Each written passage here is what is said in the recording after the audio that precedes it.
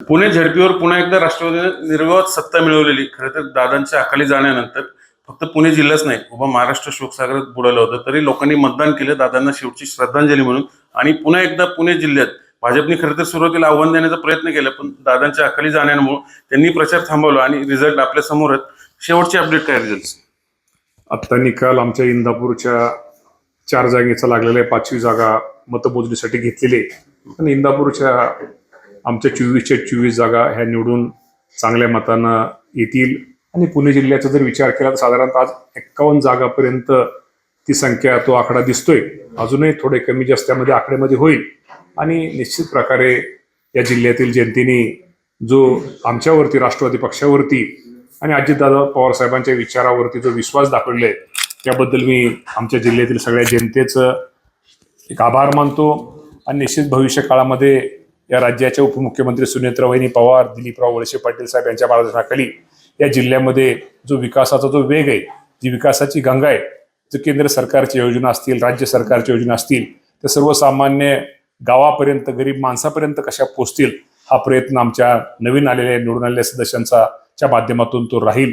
आणि या जनतेच्या बाबतीमध्ये ठीक आहे, दादांचा विकास, दादांचा वेग तेवढा आम्हाला कोणाला घेता येणार नाही, ती एक आमच्या दृष्टीने खूप मोठी पोकळी.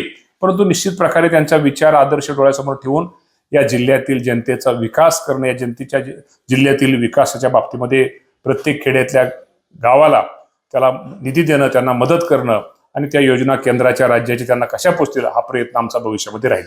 खरं तर दादा असताना ऑब्व्हियसली सर्व निर्णय जिल्ह्याचे, राज्याचे, पार्टी सगळे तेच घ्यायचे.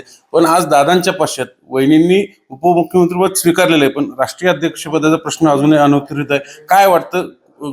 नाव येते पारदादांचं, वहिनींचं, प्रफुल्ल पटेल यांचं नाव होतं, पण त्यांनी सांगितलं की मी इच्छुक नाही. या बाबतीमध्ये खरं तुम्हाला माहिती आहे की पवार कुटुंब सगळं दुःखामध्ये आहे. आज 13वा दादांचा 13वा झालेला आहे. या बाबतीमध्ये निश्चित प्रकारे आता त्यातनं ते बाहेर पडतील. उद्यापासून वहिनी मुंबईला, उद्या कॅबिनेटला येतील आणि त्यानंतर निश्चित प्रकारे या बाबतीमध्ये आमचे सगळे वरिष्ठ या बाबतीमध्ये बसतील आणि जो जनतेला, राज्याला पाहिजे तो निर्णय, योग्य तो निर्णय आमची सगळी नेते मंडळी घेतील. काय पार्टीत काय वातावरण आहे? वहिनी व्हावेत की जे पारदादा?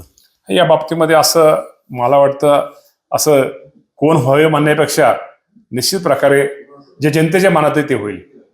नाही, पार्टीचं काय? शेवटी पार्टी म्हणून आम्ही आज सगळी बसणार आहोत. बसल्यानंतर त्या बाबतीमध्ये निश्चित प्रकारे योग्य तो, निश्चित प्रकारे आमचे वरिष्ठ बसून योग्य तो निर्णय निश्चित प्रकारे ते घेतील.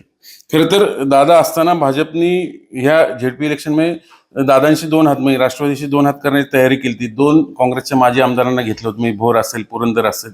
निकालात ते कुठं परावर्तित होतं दिसलं? या बाबतीमध्ये शेवटी प्रत्येकाला पक्ष वाढवण्याचा अधिकार हा प्रत्येकाला आहे. त्यामध्ये भाजपने 2 आमदार घेतल्या, त्यांची चूक आहे असं मी म्हणणार नाही. शेवटी त्यांनी पक्ष का वाढवू नये आणि त्या बाबतीमध्ये निश्चित प्रकारे नाही म्हटलं तर त्यांना थोडा का होईना, थोडा फायदा हा त्यांना भारतीय जनता पार्टीला त्या बाबतीमध्ये झालेला आहे. परंतु शेवटी पक्ष प्रत्येकाला पक्ष संघटना वाढवणं हा त्यांचा अधिकार आहे. त्यामध्ये भारतीय जनता पार्टीची कुठली चूक नाही. आणि शेवटी महायुती म्हणून भारतीय जनता पार्टी असू द्या, एकनाथ शिंदे सेना असू द्या, आणि आम्ही सगळेजण एकत्र आहोत आणि आम्ही एकत्रच या जिल्ह्याचा विकास निश्चित प्रकारे भविष्य काळामध्ये करू. तर पुन्हा तुमचे इंदापूर तालुक्याकडे येतं. इलेक्शन पुरते तुम्ही दोघे एकत्र आले, आता पुढे काय? आम्ही इलेक्शन पुरते एकत्र आलेलो नाही. आम्ही तालुक्याचा विकास करण्यासाठी, तालुक्याचे असणारे प्रश्न जे अजूनही काय अपुरेत, त्या प्रश्नासाठी आम्ही दोघे एकत्र आलो आहेत.